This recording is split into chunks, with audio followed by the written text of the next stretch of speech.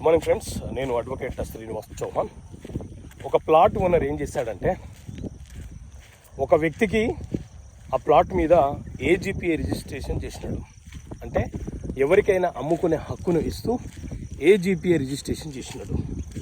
అదే ప్రాపర్టీని మరొక వ్యక్తికి గిఫ్ట్ డీడ్ చేసినాడు. సో ఒక ప్రాపర్టీ మీద రెండు డాక్యుమెంట్లు సృష్టించబడ్డాయి.